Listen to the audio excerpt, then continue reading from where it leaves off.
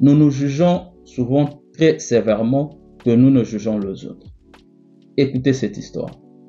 Nous sommes en 2013 et la compagnie Dove, vous savez, la compagnie qui fabrique les shampoings et les savons, a réalisé une expérience de société où un groupe de femmes devrait s'autodécrire et un artiste dessinateur se trouvant derrière un rideau sans voir ces femmes devrait réaliser des portraits à partir de l'autodescription. Et après, les personnes étrangères devraient décrire ce même groupe de femmes et l'artiste, toujours derrière les rideaux, sans voir ces femmes, devrait réaliser un autre portrait en partant de la description de personnes étrangères. Les résultats étaient choquants. À 100% de cas, les portraits réalisés en partant des descriptions de personnes étrangères ont été beaucoup meilleurs que les portraits réalisés en partant de l'autodescription.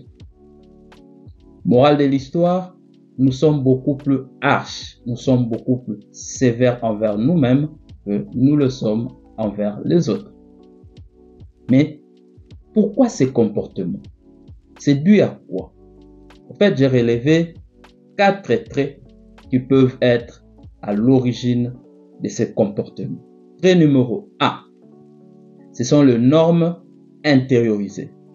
Dès le bas âge, les critères de la réussite ont souvent été déterminés par la société. La société nous a dit comment on devrait s'habiller. La société nous a dit comment on devrait parler. La société nous a dicté comment on devrait se comporter. Alors, à chaque fois que nous nous comportons en dehors des normes de la société, pour beaucoup d'entre nous, cela est vécu comme un échec. À chaque fois que nous n'arrivons pas à atteindre la barre fixée par la société, nous nous considérons comme des ratés. Or, bien que faisant partie de la société, nous sommes uniques, nous sommes individuels.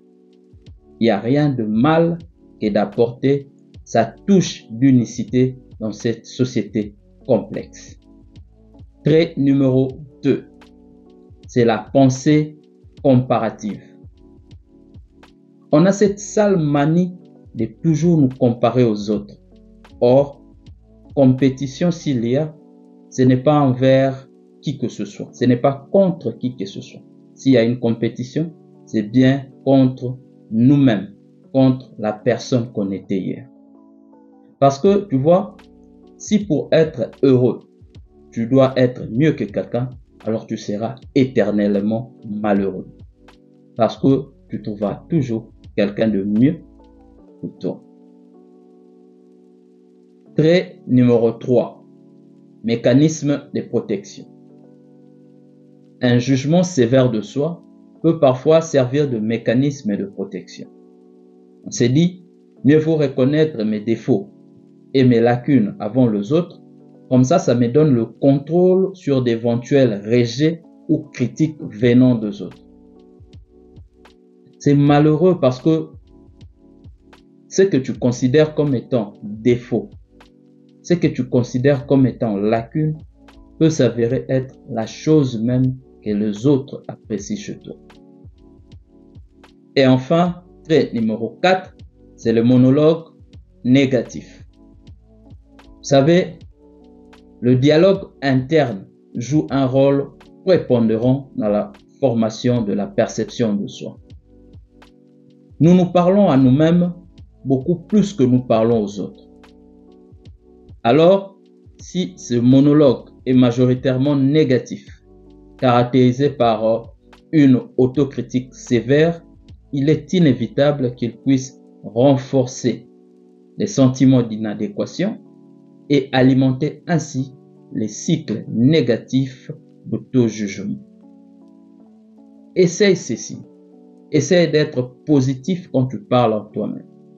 De toute façon, personne d'autre ne comprend ce que tu dis à toi-même.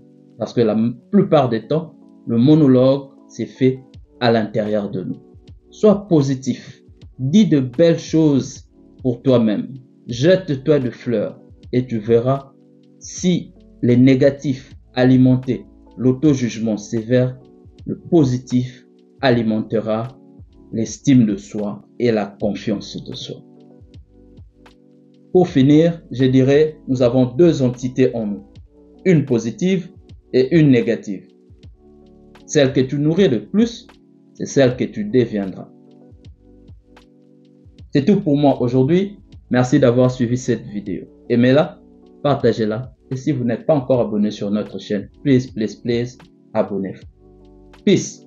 Ama.